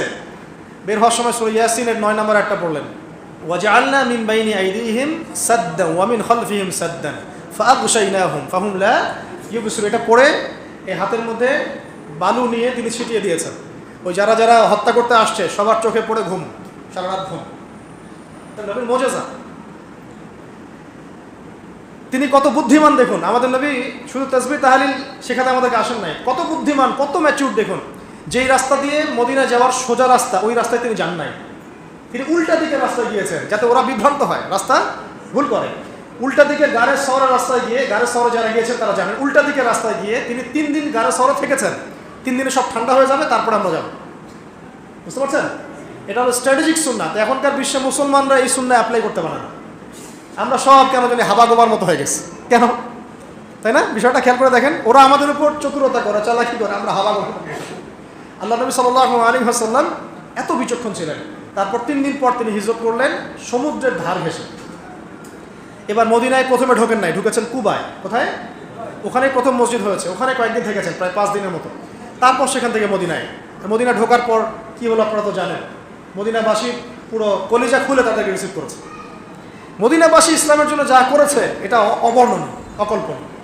সব দিয়ে দিয়েছে, তাদের জান, তাদের মাল, তাদের বসত বাড়ি। কেউ কেউ তো স্ত্রী তালাক দিয়ে মুহাজির সাহাবীকে দিতে চাইছে, তাই না? এমন করছে। তো ওখানে গিয়ে আল্লাহ নবী শোনেন, শেষ কথাগুলো শোনেন, টার্নিং পয়েন্টটা শোনেন। এবার আল্লাহ নবী সেখানে গিয়ে কিন্তু আর দুর্বল নন, তিনি এখন শক্তিশালী। তিনি কিন্তু এখন শক্তিশালী। এখন আর মক্কার পরিবেশ নাই, নির্যাতন নাই, আছে শান্তি। প্রথমে তিনি যেটা করলেন, সেখানে একটা মসজিদ নির্মাণ করলেন।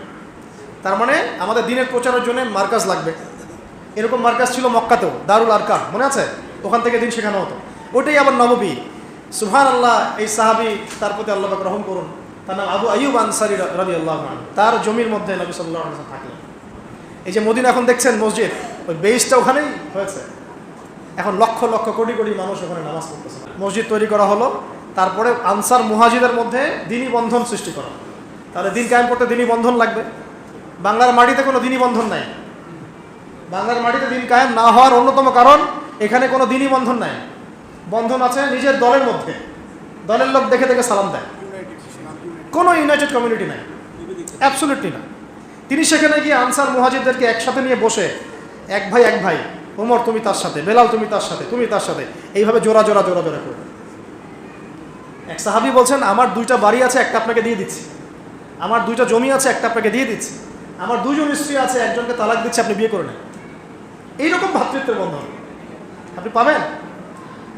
এই অসুস্থ অনলাইন সংস্কৃতি এসে আলেমেই তো নাই, হৃদ্যতা, ভালোবাসা। পারলে মানে অনলাইনে ধুয়ে ল্যাংটা করে রেখে দিবে।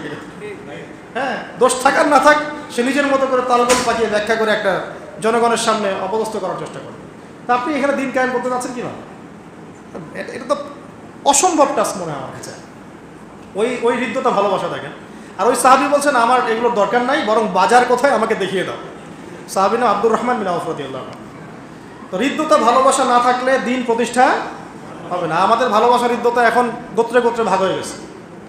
তাবলিগে মহব্বত, আহলে হাদিসে মহব্বত, হানাফিতে মহব্বত, পীরে মহব্বত, এই তরিকায় মহব্বত, এই অবস্থা চলছে। কেন ভাই, সবাই মুসলিম না আমরা? সবার প্রতি মহব্বত রাখা যায় না? সব ঘরানার মধ্যেই কিছু ভালো জিনিস আছে, আছে কি না? নাকি কোনো সব কিছুই খারাপ? কি ভালো তো অনেক কিছুই আছে। তো ভালোটা একটু খোলা মনে গ্রহণ করলে কি হয়, কি সমস্যা? তাবলিগ জামাতে ভালো কিছু নাই? আহলে হাদিসের মধ্যে ভালো কিছু নাই? হানাফি মাযহাব যারা মানে তারা কি কেউই ভালো না? সুবহানাল্লাহ। তাহলে আমরা কেন এরকম হইলাম? আমাদের মাইন্ডসেটটা এমন হলো কেন? ওর ভালোটাকে আমি নিব, সমস্যা কি? আর এটা তো আমি আল্লাহর জন্য করছি, এমন তো না যে আমি ওর কাছে কিছু পাওয়ার আশা করছি, আল্লাহর জন্য করছি। তো আল্লাহ আমাকে আজর দিবে ইনশাআল্লাহ। আবার সবার মধ্যেই কিছু কিছু বিষয় খারাপ থাকে, থাকে কিনা? বারবারই কিছু থাকে, ওইটা বোঝার মতো ক্ষমতা তো আল্লাহ পাক আমাদেরকে দিয়েছেন, দেন নাই? আল্লাহ পাক আপনাকে বিবেক দিয়েছেন, জ্ঞান দিয়েছেন, আলেম ওলামা দিয়েছেন। আপনি পরামর্শ করলেই তো বুঝতে পারবেন যে কোন বিষয়গুলো একটু খারাপ, বিতর্কিত। তো ওগুলো বাদ দেন, ছেড়ে দেন। ছেড়ে দিয়ে যদি আমরা একটা ইউনাইটেড প্ল্যাটফর্ম ক্রিয়েট করতে না পারি, যদি আগামী 50 বছরও না পারি, 50 বছরও এই জমিনে দিন কায়েম করতে পারি, ট্রাই করতে থাকেন, দেখেন কি হয়। আমার মন্তব্য বলে দিলাম, আমারটা আমি বলে দিলাম, আপনি চেষ্টা করে দেখেন। এভাবে বিভক্ত উম্মাহ কখনো ঐক্যবদ্ধ শক্তি হতে পারবে। আমাদের বিরুদ্ধে ইহুদি খ্রিস্টানরা কি বিভক্ত না ঐক্যবদ্ধ? ওদের মধ্যে মতপার্থক্য নেই, ওদের মধ্যে দলাদলি নেই, সবই আছে। তারপরে ওরা একটা জায়গায় ঐক্যমত যে মুসলমানদেরকে পৃথিবী থেকে ধ্বংস করে ফেলা। ব্যাস, ওরা তো মানে বিজয়ের দ্বার প্রান্তে এখন। এই অবস্থাটাকে পরিবর্তন করতে হলে একটা বিশাল মানে ম্যাসাকার দরকার, সেটা করবেন ইমাম মাহদী ইনশাআল্লাহ। উনি একদম শেকড় কেটে ফেলে দিবেন, এত সুরসুরি দাওয়াত উনি দিবেন না। উনি এসে একদম দাওয়াতের সাথে জিহাদ চলবে, পুরো বিশ্বে দেখবেন তখন একটা মালহামা চলতেছে, যদি আমরা বেঁচে থাকি ওই পর্যন্ত। মানে বিশ্বের প্রেক্ষাপট পরিবর্তন হতে বড় বড় যুদ্ধের প্রয়োজন হয়, এমনি এমনি বিশ্বের প্রেক্ষাপট পরিবর্তন হয় না। প্রথম বিশ্বযুদ্ধের ঘটনা জানেন? তার আগের বিশ্ব আর প্রথম বিশ্বযুদ্ধের পরের বিশ্ব এক না। দ্বিতীয় বিশ্বযুদ্ধের আগের বিশ্ব আর দ্বিতীয় বিশ্বযুদ্ধের পরের বিশ্ব এক না। ওরকমই এই তৃতীয় বিশ্বযুদ্ধের আগের এই যে বিশ্ব চলছে, এর পরের বিশ্বটা এক থাকবে না ইনশাআল্লাহ। ওইটা মুসলমানদের বিশ্ব হবে ইনশাআল্লাহ, এটা নিশ্চিত। মানে আমরা অ্যাটলিস্ট হলফ করে বলতে পারি ইনশাআল্লাহ এটাই হবে ইনশাআল্লাহ। কিন্তু এখন আমাদের এই যে সিরাত থেকে শিক্ষাগুলো নিতে হবে।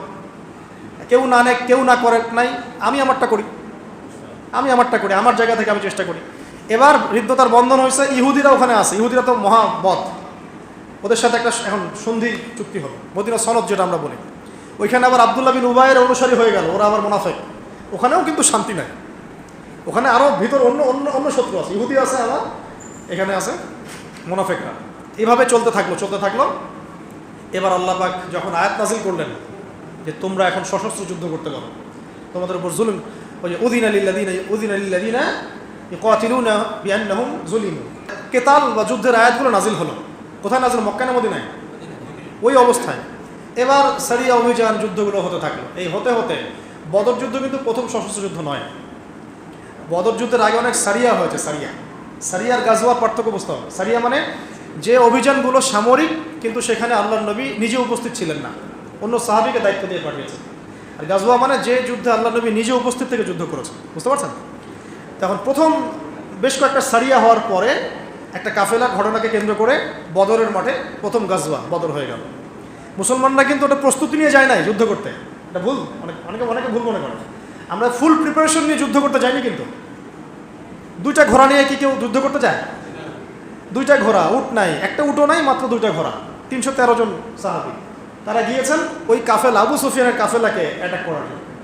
কিন্তু এদিকে আবার আবু জেহেল ওদের হাজার হাজার সৈন্য নিয়ে চলে আসছে। বদরের মাঠে গেলে বুঝতে পারবেন। তারপরে নবী সাল্লাল্লাহু আলাইহি ওয়াসাল্লাম তখন দোয়া করছেন আল্লাহর কাছে, আল্লাহ আজকে যদি এই 313 জন মানুষ বা 313 জন সাহাবী, এই মুসলমানরা এখানে মারা যায়, তাহলে ইসলামের নাম নেওয়ার মতো আর পৃথিবীতে কেউ থাকবে না। তুমি আজকে আমাদেরকে সাহায্য করো। এই বলে কান্নাকাটি করছেন নবী সাল্লাল্লাহু আলাইহি ওয়াসাল্লাম। চাদর পরে গেছেন, আবু বকর রাদিয়াল্লাহু আনহু চাদর উঠাই দিলেন, দিয়ে বলেন হাসবুকা ইয়া রাসূলুল্লাহ, অনেক হয়েছে আল্লাহ রাসূল, আল্লাহ আপনার দোয়া কবুল করবেন ইনশাআল্লাহ, আমরা আপনার সাথে আছি, চলেন। নবীজি পরামর্শ করছেন আমরা কি যুদ্ধ করবো না। তখন আনসারী সাহাবীরা বলছেন যুদ্ধ করবো না মানে আপনি যদি আমাদেরকে বলেন উত্তাল সমুদ্রে লাফ দিতে, তাও লাফ দিব ইনশাআল্লাহ। এরকম অনুসারী না হলে হয়? এরকম অনুসারী আছে কোন কোন জামাতের মধ্যে? আপনি খুঁজে দেখেন তো দেখি। আহলে হাদিস বলেন আর সালাফি বলেন আর হানাফি বলেন আর পীরপন্থী বলেন আর তাবলিগ বলেন, এরকম অনুসারী? সুবহানাল্লাহ। এরকম আমির বা কোথায় পাবেন? ওই আমির, ওই মামুর, ওই বায়াত, ওই ইতাআত তো নাই। বিক্ষিপ্ত না আমরা সবাই? এই বিক্ষিপ্ত অবস্থাটাই আমাদের দুর্বলতার জন্য প্রধান কারণ।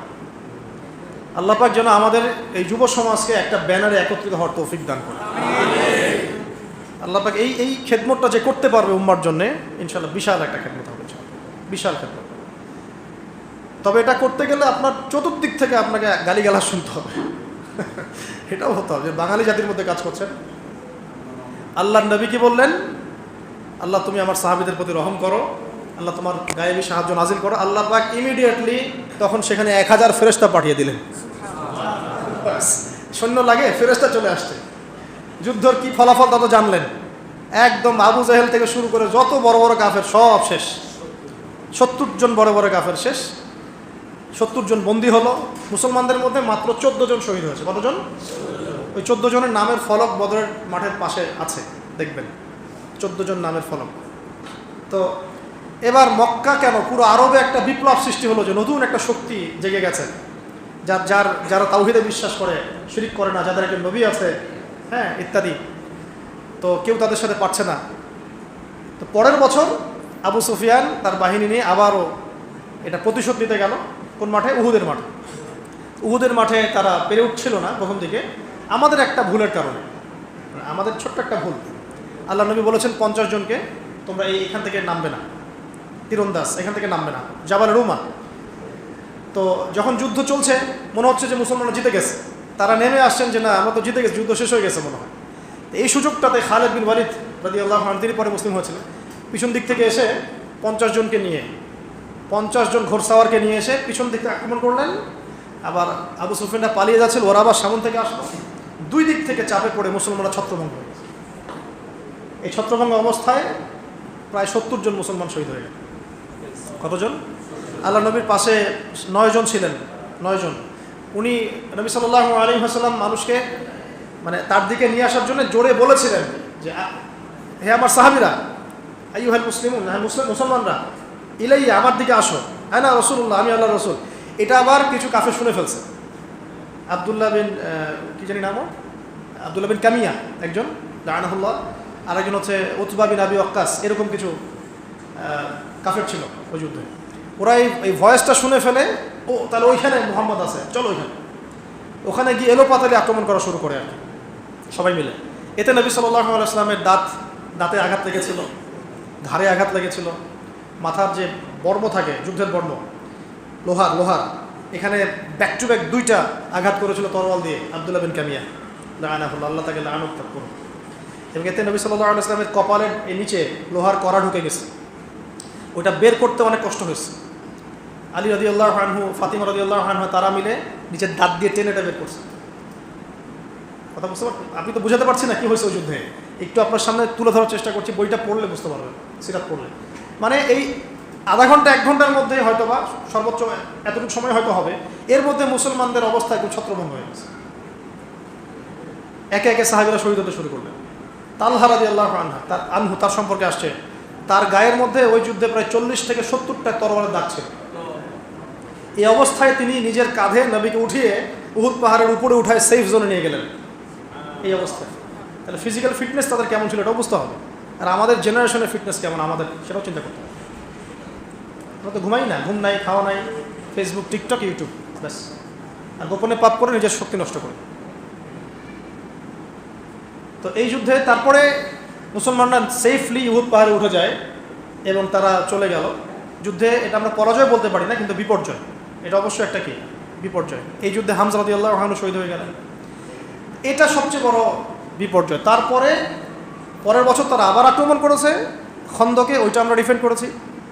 এরপর নবী সাল্লাল্লাহু আলাইহি ওয়াসাল্লাম ব্যাপক দাওয়াতি কাজ করলেন পররাষ্ট্র ক্ষেত্রে, অন্যান্য রাষ্ট্রে, যেমন রোম সম্রাট হিরাক্লিয়াস, ওই মিশরে, আলেকজান্দ্রিয়ায়, হ্যাঁ বুসরা, আপনার বাহরাইন, এই বিভিন্ন জায়গায় তখন রাজতন্ত্র, রাজারা ছিলেন, তাদের কাছে দাওয়াত পাঠানো হলো। হ্যাঁ, এবার চলতে থাকে দাওয়াত এবং এই জিহাদ চলতে থাকলো। চলতে একদিন নবীজি স্বপ্ন দেখলেন তিনি তাওয়াফ করছেন কাবা ঘর। তো সাহাবীরা বুঝলেন যে আমরা এখন উমরা করতে যাব। উমরা প্রিপারেশন নেওয়া হলো, রাস্তার মধ্যে আটকে দেওয়া হলো, না যেতে পারবে না। কেন? যে এই বছর যেতে পারবে না, পরের বছর আসতে হবে। আমাদের কেউ তোমাদের দলে গেলে ফিরাই দেওয়া লাগবে, তোমাদের কেউ আমাদের দলে আসলে ফিরাই দেবো না। আর আগামী 10 বছর আমরা কোনো যুদ্ধ করব না। এরকম কিছু শর্ত দিয়ে দিল তারা। ঠিক আছে, নবী সাল্লাল্লাহু আলাইহি ওয়াসাল্লাম বলল ওকে ঠিক আছে ডান। এটা হচ্ছে হুদায়বিয়ার সন্ধি, ঠিক আছে। এখানে আরও অনেক ঘটনা আছে, এটা বলতে গেলে অনেক সময় যাবে, আমি শেষ করে দিচ্ছি। হুদায়বিয়ার সন্ধির পরে নবী সাল্লাল্লাহু আলাইহি ওয়াসাল্লামের সুযোগটা কি সৃষ্টি হলো শোনেন। শত্রু হচ্ছে এদিকে কুরাইশরা, এদিকে ইহুদিরা, মুনাফিকরা। এখন কুরাইশদের সাথে এখন আমরা সন্ধির মধ্যে আছি, কুরাইশরা আমাদের সাথে যুদ্ধ করবে না, ঠিক আছে। ব্যাস এখন আমাদের সুযোগ সৃষ্টি হলো ইহুদিদেরকে দমন করার। বাস এবার নবী সাল্লাল্লাহু আলাইহি ওয়াসাল্লাম খায়বার আক্রমণ করলেন। খায়বারে তো আর এই মক্কার কুরাইশ এসে হেল্প করতে পারবে না। এটা কত স্মার্ট আমাদের নবী, দেখেন একটা শত্রুর হাত চিপে ধরা হয়েছে, ও আর আক্রমণ করতে পারবে না। বাস এখন ওকে আক্রমণ করা যাবে, ব্যাস ওকে আক্রমণ করা হবে। এভাবে একটা একটা করে ইহুদি গোত্র শেষ করা হবে। বনু কুরাইজা, বনু কাইনুকা, বনু নদী সব বের করে দেওয়া হলো আরব থেকে। ইহুদি মুক্ত আরব। ওই আরব এখন দখল করতেছে ইহুদিরা। যে আরব নবী সাল্লাল্লাহু আলাইহি ওয়াসাল্লাম ইহুদি মুক্ত করলেন এবং ইন্তেকালের কয়েকদিন আগেও বলে গেছেন যে আমার মৃত্যুর পরে সব ইহুদি থেকে বের করে দেবেন। ওরা এখন পুরো আরব কেন সারা ওয়ার্ল্ড শাসন করতেছে। ব্যাস এভাবে হুদায়বিয়া সন্ধির পরে চুক্তি হলো যে কেউ কারোর সাথে লড়াই করবে না, কিন্তু ওরা চুক্তি ভঙ্গ করলো। চুক্তি ভঙ্গ করার পরেই নবী সাল্লাল্লাহু আলাইহি ওয়াসাল্লাম প্রায় 12,000 সাহাবী নিয়ে মক্কা আক্রমণ করলেন, কাউকে কিছু না জানিয়ে। যেই মক্কা থেকে আমরা শূন্য হস্তে বিতাড়িত হলাম, মনে আছে? যেই মক্কায় আমরা নির্যাতনের পর নির্যাতন সহ্য করলাম, যেই মক্কায় আমাদেরকে বয়কট করলো, 3 বছর গাছের ছাল পাতা খেয়ে থাকলাম, সেই মক্কা আমরা বীরের বেশে বিজয় লাভ করলাম মাত্র 10 বছরের মধ্যে। কত বছর? তাহলে বুঝলেন কিভাবে আস্তে আস্তে আস্তে মক্কা বিজয়টা হবে। আর মক্কা বিজয় হওয়ার পরে আল্লাহ নবী সবাইকে গণহারে হত্যাও করেন নাই। আল্লাহ নবী সাল্লাল্লাহু আলাইহি ওয়াসাল্লাম কাউকে হত্যা করলেন না, শুধু তাদেরকে হত্যা করা হয়েছে যারা আল্লাহ নবীকে গালি দিয়েছে। যারা আল্লাহ নবীকে গালি দিয়েছে, কটূক্তি করেছে। ইবনে খাতাল নামে এক ব্যক্তি ছিল, কাবা ঘরে গেলাফ ধরেছিল, ওকে ওই অবস্থায় হত্যা করা হয়েছে। এটাকে কোনো ছাড় দেওয়া যায় না। এসব পাপের কোনো ছাড় আছে? যাদেরকে আল্লাহ ক্ষমতা দিয়েছেন তাদের জন্য এটা করা উচিত, শাস্তির আওতায় আনা উচিত। না হলে তো সবাই এই বাক স্বাধীনতার নামে নবীকে গালি দেওয়া শুরু করবে, দিবে না? দেখেন মক্কাতেও নবীকে গালি দিয়েছে মানুষ, কিন্তু মক্কাতে নবী এই শাস্তি ইম্পোজ করেন নাই, আর ওই সময় এটা করার মতো খুব শক্তি ছিল না। কিন্তু মদিনার পরে যখন মক্কা বিজয় হলো, তখন তিনি হচ্ছেন পুরো এই আরবের কি প্রেসিডেন্ট, তার সেই অথরিটি আছে। তাকে কেউ গালি দিলে তিনি অবশ্যই তখন তাকে শাস্তির আওতায় আনতে পারেন। তাদেরকে বাদ দিয়ে সবাইকে মাফ করে দেওয়া হবে, সবাইকে মাফ করে দেওয়া হবে। আনতুমুতুল্লাকা, তোমরা সবাই মুক্ত, যাও। লা তাসরিবা আলাইকুমুল ইয়াওম, আজকে তোমাদের উপর আমার কোনো রকম অভিযোগ নেই। কেউ বলতে পারবে কথা আল্লাহ নবী ছাড়া? ব্যাস এরপরে নবী সাল্লাল্লাহু আলাইহি ওয়াসাল্লাম বিদায় হজ করলেন, বিদায় হজ করে নিয়েন। তারপরে মাত্র 81 কি 83 দিন তিনি বেঁচে ছিলেন। তারপরে তিনি এই দিনটাকে আমাদের হাতে আমানত রেখে চলে গেছেন। এখন বলেন আমাদের কাজ কি? সিরাত থেকে অল্প সময় কি বুঝলাম? অনেক সারাদিন কথা বলা যেত এটা নিয়ে, যতটুকু পারলাম ছোট করার চেষ্টা করলাম। কিভাবে তাহলে নবী সাল্লাল্লাহু আলাইহি ওয়াসাল্লামের সুন্নাহ মাফিক দিন বিজয় হবে? তাহলে বলেন, আপনারাই বলেন প্রথমে কি করতে হবে তাহলে আমাদের? হ্যাঁ, অবশ্যই লেখাপড়া করতে হবে, জ্ঞান অর্জন করতে হবে, ইলমটা প্রথমে। তারপরে আমাদের আমল করতে হবে। নিজে আমল না করে তো দাওয়াত দেওয়া যাবে না, যাবে? নিজে আমল করতে হবে, সুন্নাহ মাফিক চলতে হবে। তারপরে দাওয়াত দিতে হবে মানুষকে। দাওয়াতটা শুরু হবে আগে কাছের মানুষ থেকে, আস্তে আস্তে বড় পরিসরে যাবো ইনশাআল্লাহ। ঐক্য থাকতে হবে। প্রকাশ্য দাওয়াত মানে সব দাওয়াত খোলামেলায় দিতে হবে, তবে হিকমার সাথে, প্রজ্ঞার সাথে। এবং এই দাওয়াত দেওয়ার পরেই আসবে নির্যাতন, নিপীড়ন আসবে কি না? তখন সবর করতে হবে, তখন প্রথমে সবর করতে হবে। প্রয়োজনে উপযুক্ত পরিবেশে হিজরতও করতে হতে পারে। একটা জায়গায় পরিবেশ নাই একদম, যে আবিসিনিয়ায় হিজরত করলেন সাহাবীরা, নবীজি মদিনায় গিয়ে হিজরত করলেন। মনে করেন একটা দেশের নাম হলো ভুটান, কথার কথা বলছি, এক্সাম্পল দিচ্ছি। ওখানে দিনের পালনের কোনো পরিবেশই নাই। তো সেখান থেকে আপনি মালয়েশিয়ায় গিয়ে হিজরত করছেন, ওখানে পরিবেশ আছে। এই হলো একটা বিষয়। তো এই একটা অবস্থা। তবে আমাদের এখানে তো পরিবেশ আছে, কিন্তু এটাকে ইউনাইটেড করার অভাব আছে, এবং এই যুগের সাথে এটাকে মিলিয়ে নেওয়াটার ঘাটতি আছে। এগুলো ইনশাল্লাহ আস্তে আস্তে ঠিক হয়ে যাবে ইনশাআল্লাহ, যদি আমরা সবাই ঐক্যবদ্ধ হওয়ার চেষ্টা করি বা আমরা আমাদের জায়গা থেকে দায়িত্ব পালন করি। এভাবে দাওয়াতের কাজ চলতে থাকবে। তারপরে আল্লাহ পাক দেখবেন ইনশাআল্লাহ এরকম কিছু মানুষ মিলিয়ে দিবেন যারা ইসলামের জন্য নিবেদিত প্রাণ থাকবে, এবং একজন নেতা লাগবে তো। এখানে নেতা কয়জন ছিল? 10 জন? এক নেতা এক জামাত, একটা নেতা একটা জামাত। একটা জামাতের মধ্যে আনসার সাহাবী আছে, মুহাজির সাহাবীও আছে। তারা কি আবার 2টা জামাত হয়ে গেছে? একসাথে হয়ে গেছে। আনসার মুহাজির এক হয়ে গেছে। এক আমির এক জামা, এক নীতি, ব্যাস চলতে থাকে। দাওয়াত চলবে, যেহেতু এখানে দাওয়াতের প্রেক্ষাপট, দাওয়াত চলবে। যদি কুফাররা আক্রমণ করে তখন জিহাদ চলবে। কথা বুঝতে পারেন নাই? এখন দাওয়াতের প্রেক্ষাপট, দাওয়াত চলবে। তা আমাদের লাগবে আগে জামা এবং আমির, ইমারা। তো এটা এখনও আমরা ওইভাবে পাইনি। আল্লাহ পাক সেটা ব্যবস্থা করে দিন, আমিন। এখন ব্যক্তিগত পর্যায়ে আপনি দিনের জ্ঞান শিখবেন, আমি দিনের জ্ঞান শিখবো, আমল করব, মানুষকে দাওয়াতি কাজ করব, ঐক্যের চেষ্টা করব। যদি না হয় সেটা তারা বুঝবে, আপনি আপনার চেষ্টা করবেন। এবং আমরা আমাদের পরিবারকে ইসলামে রাখার চেষ্টা করব, আমাদের অর্থনীতি হালাল রাখার চেষ্টা করব, আমাদের সন্তানদেরকে মানুষ করার চেষ্টা করব। এই কাজগুলো তো করতে পারবো। এরপরে যদি আল্লাহ আরও বড় ক্ষমতা দেয় তখন দেখা যাবে। আপাতত প্রাথমিকভাবে আমরা এই কাজগুলো করতে থাকবো। আল্লাহ পাক আমাদের সবাইকে তৌফিক দান।